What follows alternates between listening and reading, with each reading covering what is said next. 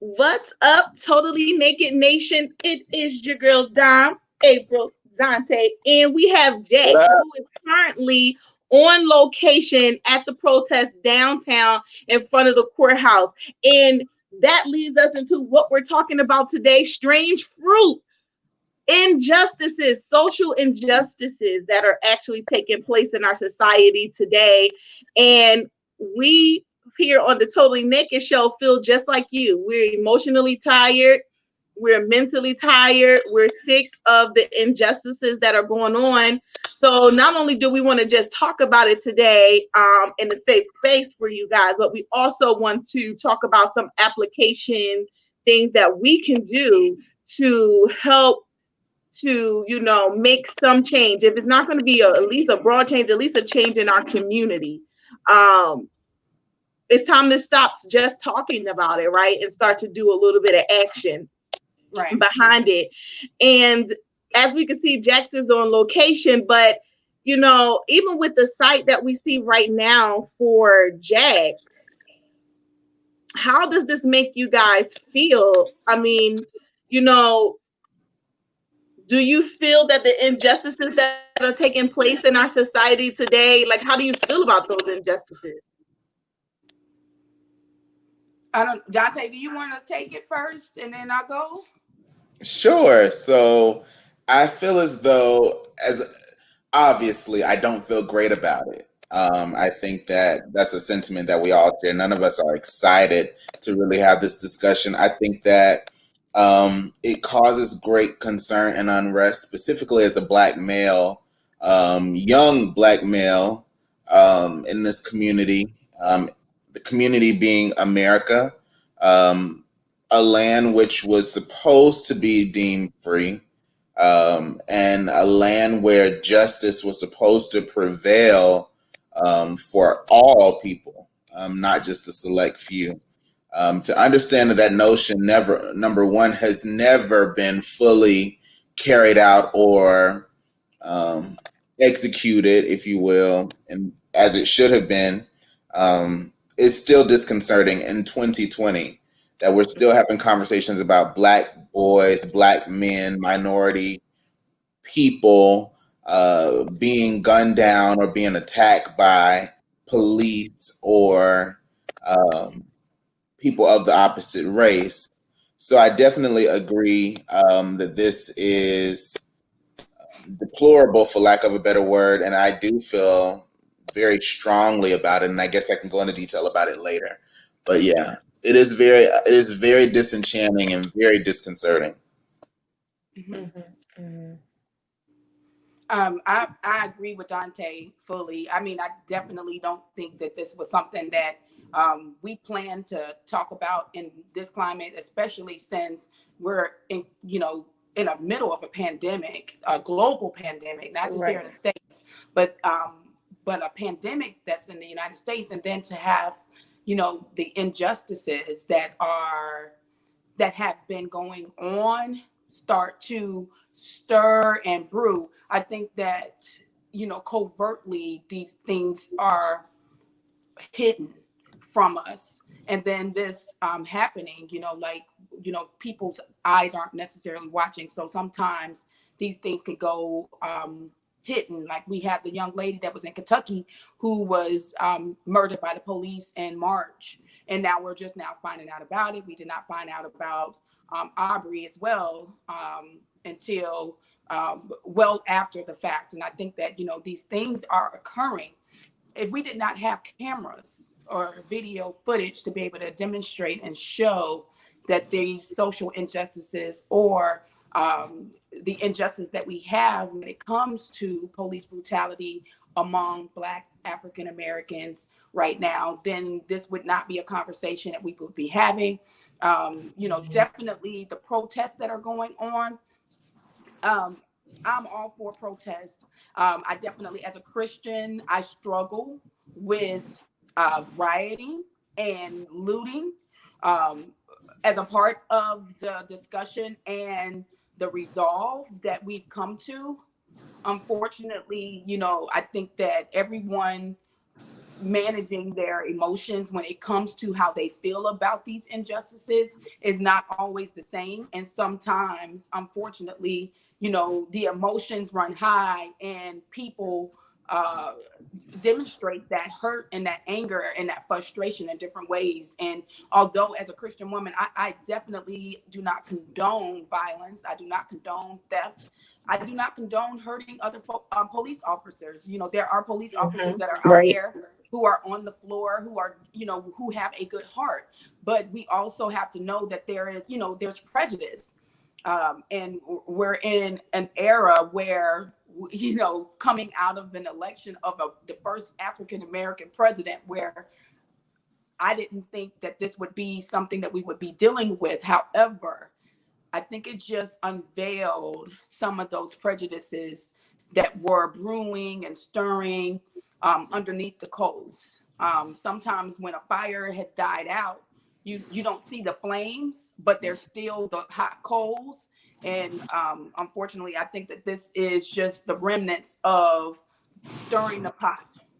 We get to Mhm. see some of those same deep-rooted prejudices and biases that were there probably all along, but were covert in the justice system. And today is no different in except that I think that we're bringing light to it as a group, and something has to change. I And agree. No, I agree with that. Something has to change, and that's where I am in regards to my feelings about it. I literally have answered, "What do you think about what's going on?" That question at least 10 times, and at this point, where I stand with it is it's time to get the people that are in the seats that are letting these things slide in our justice system, that are turning the blind eye, that share those same racist sentiments. It's time to get them on out. It's time to get them out, and that's where I'm at. I'm just ready for the action at this point, not the action of violence and things like that, like with the rioting. I have to agree with you, April. Like, I don't necessarily see the point of the rioting. I definitely see the point of taking a stand, and I definitely see the point of protesting, similar to what Brother Jackson's on location for during the protest for us right now. So I agree, but I'm ready to see some serious change in the social system, in the right, justice system, period. Because it is overdue. Like, injustice towards African Americans in this country has been a story that has been being told since the time we were brought here for slavery. I mean, that doesn't change. However, our reaction to that needs to start changing. right, And using the knowledge and the technology that we have in this day and age, it's time to get the right people in the seats so we can start seeing equality at the level where the people who can implement the rules are on our side. Period. Point blank. right, So that I'm just ready for things to start changing for us as a community, to not allow this to die out. We can't let it die out like Black Lives Matter died out. We can't let it die out, the same way that we were talking about Trayvon when it happened. And it died out. I mean, we can't let it die out anymore at this point. The conversation and action needs to continue when the news stories stop putting a focus on this primarily. right. I just wonder how, Jax, did you? I don't know. I just wonder how having the rioting and us protesting and us being frustrated and emboldened and in this way, does it prevent us from really getting down to how change can effectively occur? Because like, yes, we can be emotional, we can be enraged, we can protest, but what are we stirring the attention away from what really needs to take place in order for the injustices to end? Like, and what does that Right. look like? I know Dante has talked to us about different ways, but I'm just interested in that. Are we? You mean in regards to rioting? Right. Not just, yeah, the riots are one thing and the protests, like when we talk about Black Lives Matter, but are we taking the attention away from the things that we really need to be doing in order to make real change happen? And how do we make real change happen so that it doesn't die? I think that it starts with self first. I think that you have to make a concerted effort to for yourself to think differently. We talk a lot in this show about perspective. Shift your perspective to really understand what's really happening. If it's not affecting you or your race, then that's fine, but it's still happening nonetheless. And if you aren't complicit or aren't in agreement with what's happening, then you should say something.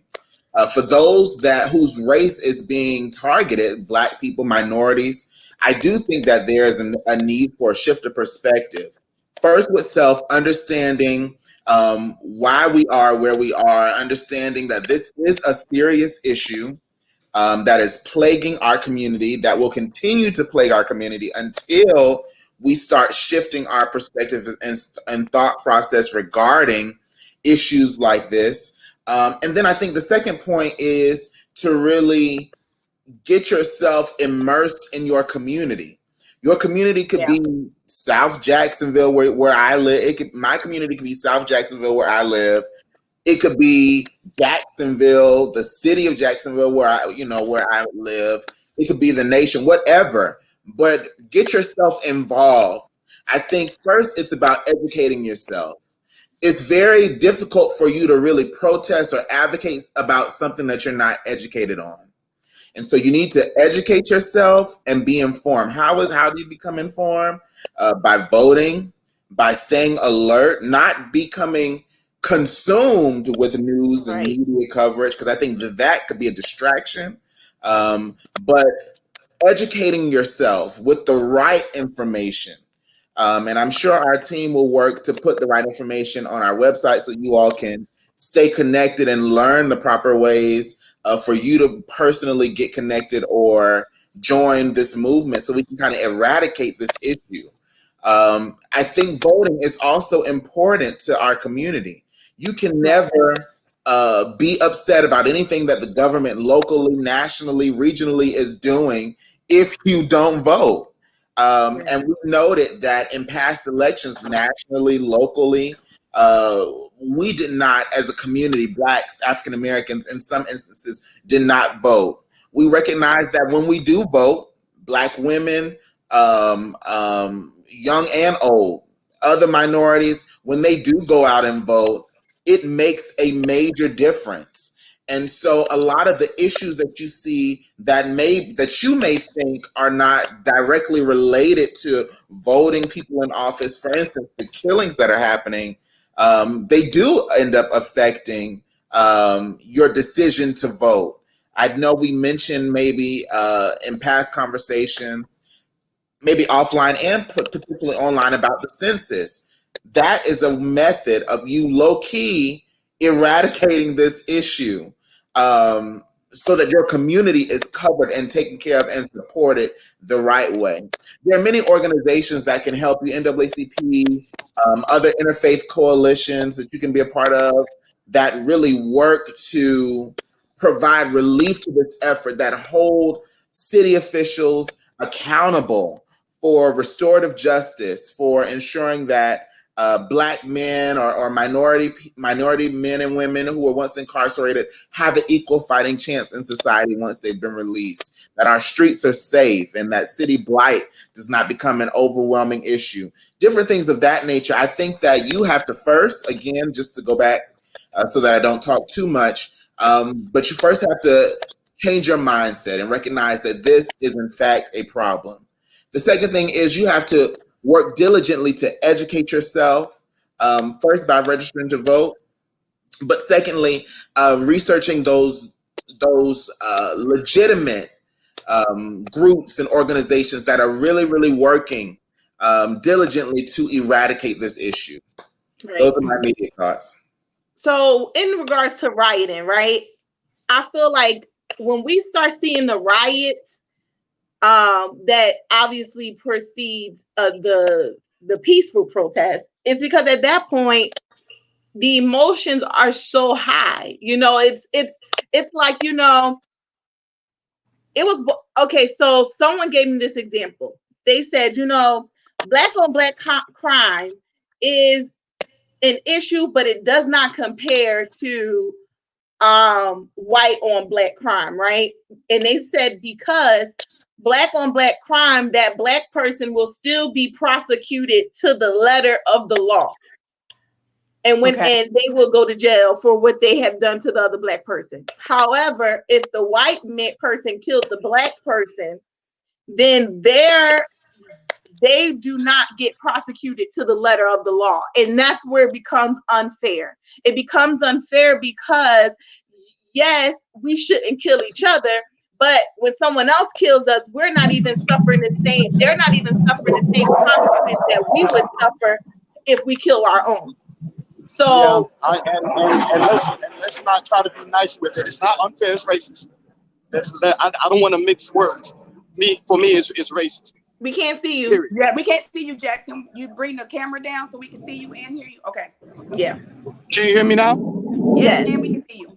Yeah, I was going to say I'm not going to cross words. It's not unfair. It's racist. So Right. and that's because the people handing down things are. And so I don't want anybody to confuse me with being, nice and pleasant about the situation. The system itself was not made for us, and so therefore it's racist. And the system needs to change, and that Right. starts with, as Dante said, getting those people out that are perpetuating the system. Get them out. I absolutely agree. So I can see why rioting can break out, because it's like, wait, what? These fools still ain't locked up. These fools still ain't in jail. These fools ain't got, a sentencing date or a court date or nothing yet. Why are these people out on bond? Or, the list goes on and on and on. And I think due to the high emotions, people like, tear it up, but I think that even in those high emotional times, we need to channel that Energy. emotion, channel that energy, and use that same amount of energy to let's get these people out of office.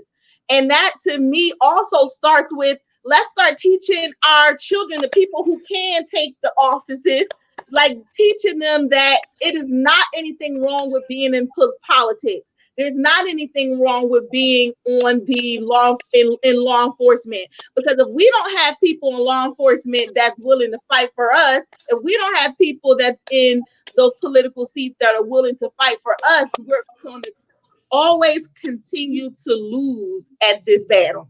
Always. Right. I agree. I'm like totally in agreement with everything that, we are saying here. I think that when we talk about the elected officials, I think that that's getting to the heart of the matter. I think that we look at the police, and the police have been able to get away with, with being able to do some heinous crimes. You look at the gentleman, what I think his name is Chevy, I'm messing up his name, but that police officer who murdered the gentleman this weekend, or this past week, and we see where he's had at least 20 uh issues that have been, and grievances that have been against him, where he's actually had other times where he shot at someone of a different race, and he also had other reprimands. And so then, you have to look and say, why does he get away with that? And that's systemic. I Right. think that when you can look at the root cause, like we like to look at, sometimes what, like the person itself, and say, you are the problem, but the problem is the system. And so if you Right. feel like you can get away with murder, or you feel like you can get away with discrimination and being super aggressive to African Americans or anyone that's brown, whether they're Latino, or, I mean, I think that even in this climate, that other people that have come from other countries as immigrants, like whether that's from India or if that's whether that's coming from Brazil, like they're actually able to see some of the explicit racism that African Americans have had to be grown and cultivated in. Like, Hmm. we feel like immigrants in our own country, Right. unfortunately. So, but getting to the root of the issue, because it's not just the fact that you have police officers that are in blue that are hurting our communities, because there are good policing, but there are Right. also the reason why a police feels like comfortable with being able to do that is because, you know what, I'll just get a slap on the hand. I'll get, Right. I won't be reprimanded. That, they'll just tell me that, okay, you're on a leave for a couple of weeks or a couple of days, and then I can go back to work as business as usual. And you think business as usual, I can get away with this. It was in the name of the law. And if it's the laws, and I think that, when we look at the history of America, and we look at when radical changes, or when we've had some of the issues that have plagued our country when it comes to racism and segregation, it has always stemmed from the law. It is the law. We have to look to our lawmakers and make them accountable. No Mm-hmm. more looking at saying that, I'm going to go out here and, I'm going to burn up the buildings. I'm burning up everything. No, let's make these officials, hold them accountable. And I can be honest with you, government in school for me was not the most interesting topic. Mm-hmm. And so it was not interesting, and it could be. We look at it now, it's like you don't even realize how government is affecting. I look and I say, oh, there's a African American on the ballot. He'll change things for me. And so then you vote for this person and not realize, is that the right move? If like in the case of Barack Obama, you vote for Barack Obama as the president. But if you have a whole cabinet of people that are Republican, he can have all the ideas in the world that could be able to help your community, but And he's nothing's going going to to pass. have to fight against the legislation. And so we have to understand what government is responsible for. So what is the Mm-hmm. judiciary system? Who's responsible for that? Who's on there? Who's appointing them? And then also, what are their values? Do they match mine? And so Mm-hmm. it takes, when we talk about getting out and voting, it's one thing to get out and vote, but we don't just vote for the most popular thing that we see, which is maybe a presidency or some maybe even a congressman that maybe have talked. But we have to look at some of those people, the Senate. We have to look at who's doing, who our congressmen and women are. And I think that sometimes we don't know, and so we don't hold them accountable. And so you Yeah. have your laws are not changed, Yeah, and people and get away too, with when it stuff. comes to your city voting, because that's where you get your sheriffs from. You know, that's where you get your, people that's in charge of your everyday safety, your everyday lifestyle is where that's where the city and state voting comes in. And I think a lot of times, and I will say this because it was me, I didn't Mhm. really understand city and state government as much as I did the federal. So for me, it was like, as long as I'm making sure I'm voting for these federal elections, then I'm all good. And it wasn't until, honestly, if I be honest, it wasn't until the situation happened with Trayvon Martin that it really opened my eyes to, wait a minute, like, well, who's in charge of the police, and who's in charge of, who put this judge on the stand, who Right. those kind of questions I'm starting to ask. And then I'm starting to see, well, wait, I missed that whole election for this judge. I missed this whole, and it's like we have to stay on top of those things because the judges, okay, whether they're racist, that influences it. Whether they can be bought or paid up, that influences it. You know, Go ahead, Dom. yeah, I'm just saying that I totally agree with April that it is very important that we understand not just at the federal level, but also at the city level and at the state level, because that makes a difference. Do you know how many people didn't realize that Jacksonville had its own mayor, that Tampa had its own mayor? People don't even realize that each city is going to have its own representation, and then we have a governor who represents the state as a whole. Right. Yeah, And but just like how April was saying, about those things being, well, that stuff for me was taught in high school. But just like how April says, I think a lot of the times, we might see those courses as boring. And it's amazing how those boring, quote unquote, boring topics are the ones that you really need, like Right. economics and like government. And those are the ones that really mean something. The rest of the stuff you can, I mean, you can, at this point, the stuff that I've seen on like social media and written in places, it looks like you can get away with a mediocre English level of English and some mediocre math because the computer will do it for you. But the knowledge of like government and economics and those type of things are things that you really need to Yes. live successfully day to day. And it's those things that I think that starts at home, where we have to put it into the kids about how important it is so that they know exactly what's going on, not just at a city and state level, but also even at a district level, so that they know from day to day, these are my representatives, these are the people who I need to call on when I have problems, and these are the people who directly influence my life. Right. Right. I think the Right. why, like when it comes to education, like in general, like when you talked about math could be mediocre, English, I would say that maybe, you need to be able to read. That was something that was also not allowed and afforded to African Americans. And it kept us from being able to vote and do a lot of things in America. But that Right. is something, a right that you don't want to just allow to go to the wayside. Reading and literacy is so valuable because reading those laws are important, understanding those Right. laws. But I do agree that there the education component of understanding that this is important, and sometimes it's just knowing the why, Right. and sometimes I'm not, like as a kid, you may not you may not know to ask why.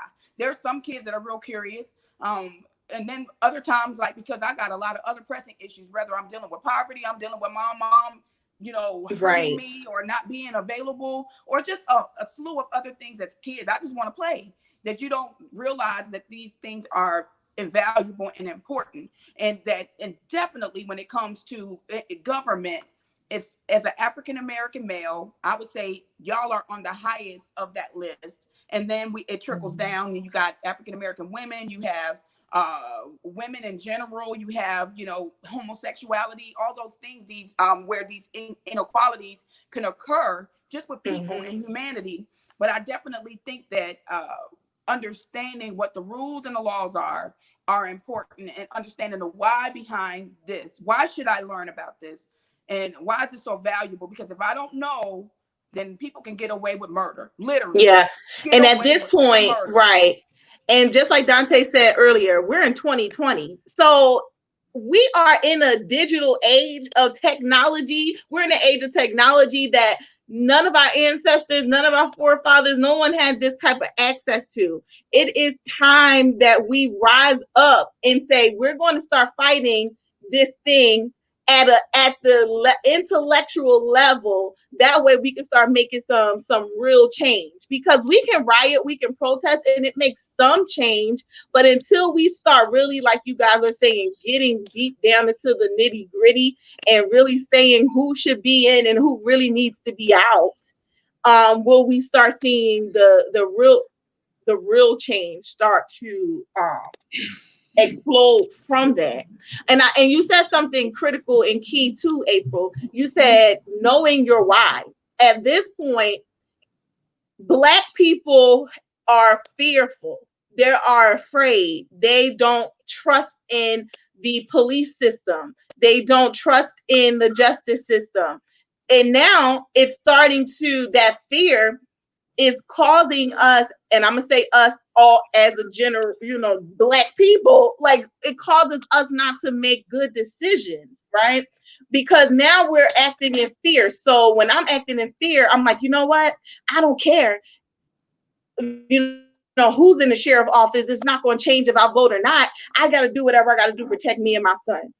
People start saying things like that when they're in their fear.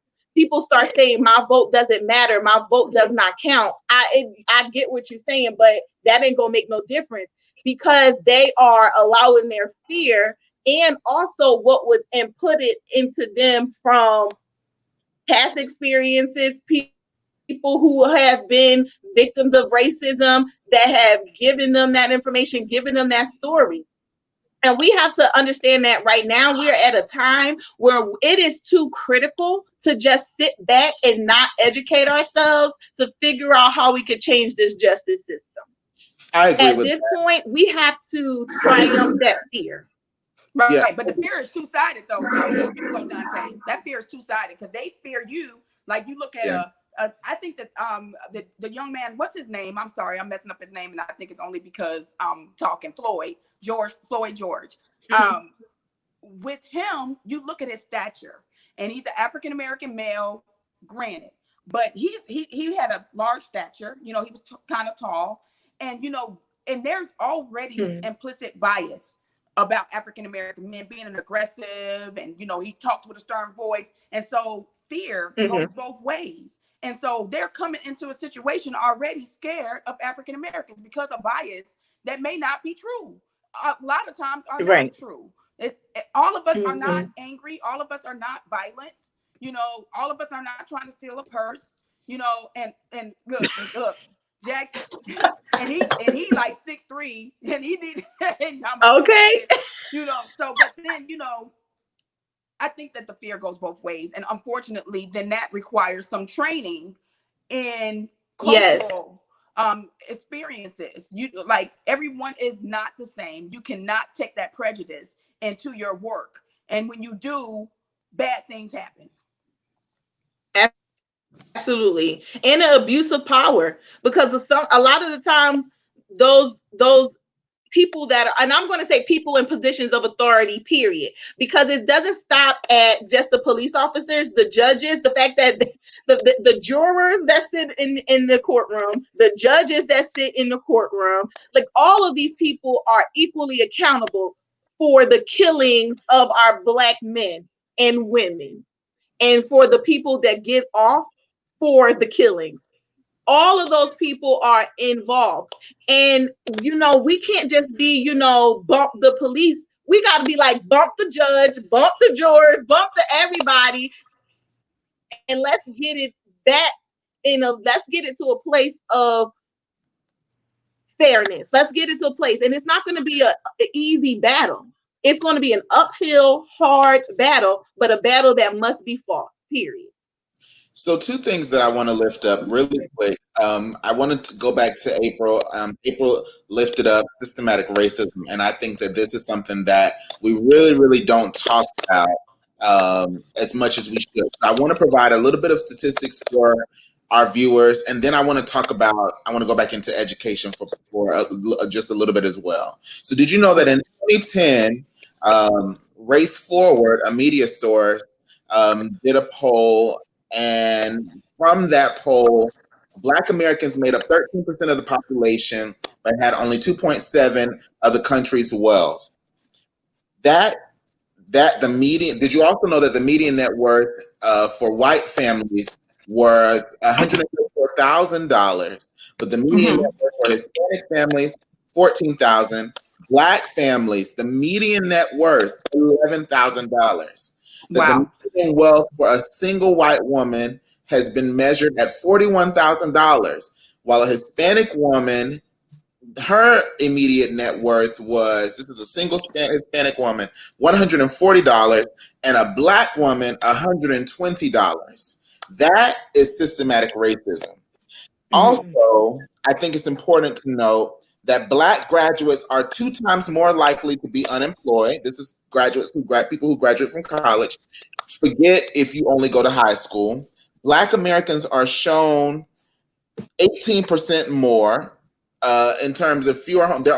I'm sorry. Let me reiterate that. Black Americans are shown 18% fewer homes. So when you go to look at homes, when you go to a realtor, that they don't statistically, what has been found is the way Black people are treated, the way Black people are encouraged or assisted in that process is much lower than whites. Black Americans are 30% more likely to get pulled over by the police.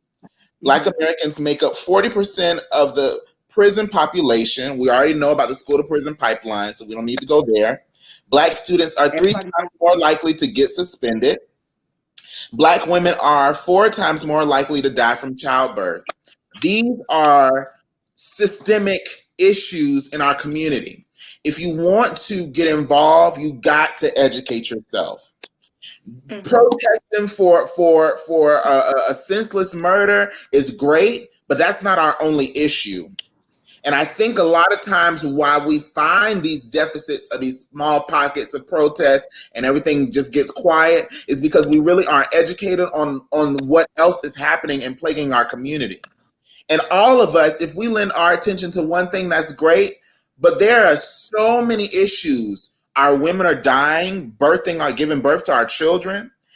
Our children are going into class every day and not being clearly educated on their history, but on someone else's history. We as family members, we as villagers, we as parents are responsible. This is my part two. Are responsible for educating our children. We can't depend on them to do it because they're not going to do it. We're Mm-hmm. allowing the streets, we're allowing social media, we're allowing their friends, we're allowing others to empower and encourage and influence our children. And we have to educate them on what's really going on. That doesn't mean you need to scare your child. We don't want our children to be polarized by what's happening, but we want them to be enlightened. We want them to be influenced the right way. And we want them to know how to handle and deal with the vicissitudes of life. I think it's so important that as we continue these conversations after today and the months, days, weeks, and years to come, that we begin to have a broader conversation and look at the full scope of us as a people. What can we do so that our Black men, young men and women, have an equal chance once they've been employed? What can we put in place as a society, as a Black community, so that our young people have a chance to get a job? What can we do as a society so that our mothers who give birth have access to health care? They're able to go, they can afford to go to a doctor's appointment. They can afford an ultrasound to know if there's a pre-existing condition that they may have prior to delivery. What can we do? And I think those are some things when we talk about getting involved or understanding, those are some notions that we should think about. Everybody's not running out to protest and march. You can't expect that to happen.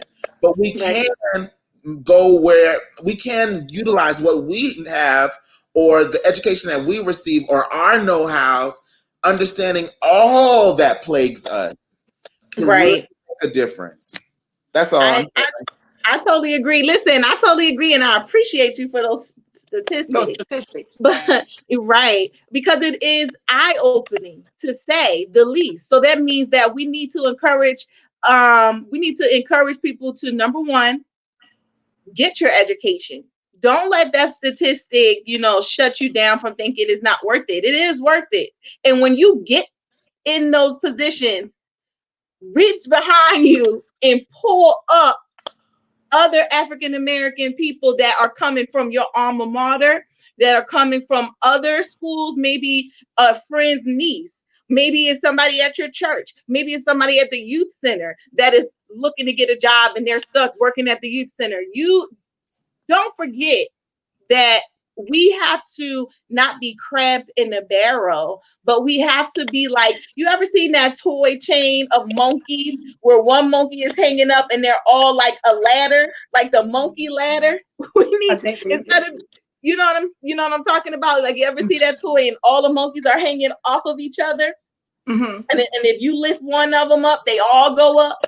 And it's like we need to be like that instead of crabs in the barrel. And with that being said, I mean, that takes us to the application things that we want you guys to take away from what we are saying. And the first thing that I want to point out is, don't allow fear to dictate your behaviors, period. Don't be afraid to still exercise. Don't be afraid to drive in your vehicles. Don't be afraid to go to the stores. Don't be afraid to, take care of the things that you need to take care of, because we don't know what some racist crazy person may do, or what some police officer who is abusing their authority will do, because we can't control that aspect. We can't control what other people think. We can't control what other people do, but we can definitely control what we're going to allow to sit in our spirit and disrupt our lives. Right. Period. So that would be my first thing. Don't, and the way that you don't allow fear to dictate your emotions is don't allow the fear pusher, which is AKA all our news channels, they push fear. Don't allow that stuff to sit in your spirit too long. Let it get in your spirit, think about it, understand it, and then spit it out and write down the plan, what we're going to do. And let's take action after that.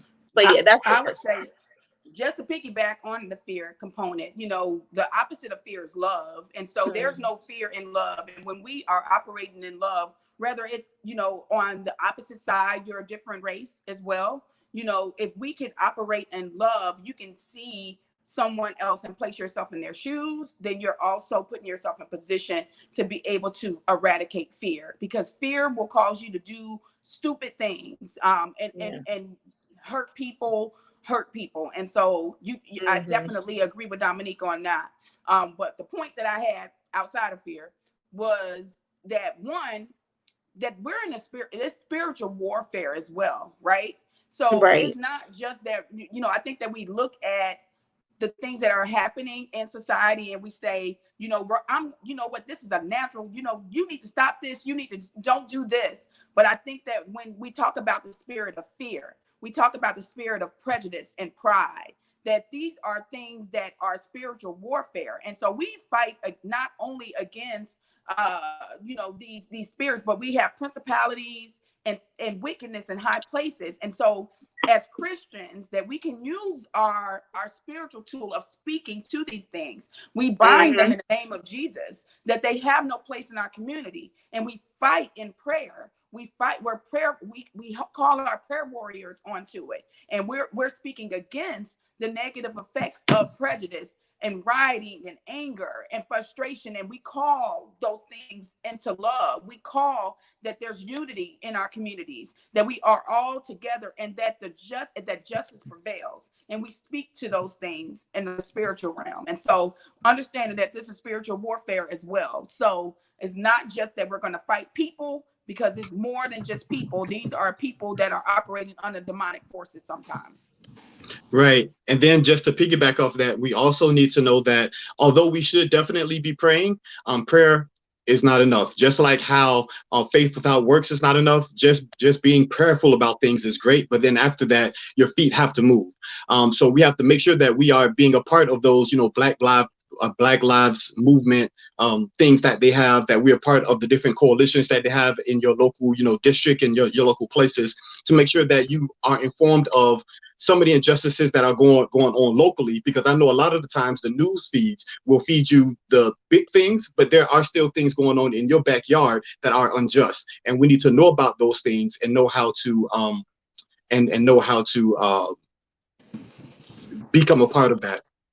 Also, being out there at the rally, I did want to say about I want to say 20% of the people out there were not African American, and it was just a That's great important to thing say. to see the support out there from other races that aren't Black, Right. especially the Caucasian race. And I did not expect that before I went out there. So I mean, it was just a very, very good situation.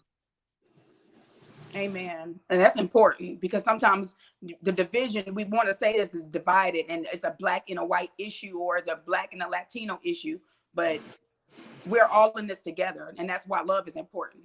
Let Right, compassion move you. right. Hmm. Absolutely, absolutely. So, Dante, do you have a point, a takeaway for everybody? I think Dante had. I mean, honestly, my point still stands the same from earlier. Get involved, be educated. This is not meant to break us. We've been through this before as a community. We've been through Jim Crow. We've been through the bus boycott. We've been through slavery. We will get through this, but it's going to take us working together. So I would just say educate, just be educated. First step, as we stated before, register to vote, make sure you complete your census, get involved. mhm, absolutely. Right. So that will, we're wrapping this conversation up. This was a little bit of a heavier topic. However, it's a topic that needed to be discussed and talk about what action steps that we can actually take. A lot of times we hear conversations, but they're just conversations. It stops right there. So join us everybody, and apply these action steps. And obviously we're going to take it a step further, but this is some things that we can start doing right now ASAP to help make a change. Listen, thank you so much for joining the conversation with us today. Like, share, subscribe. We love you, and we will We be love back next you. Sunday with another conversation. Thanks again, everybody. Bye. Bye. Bye.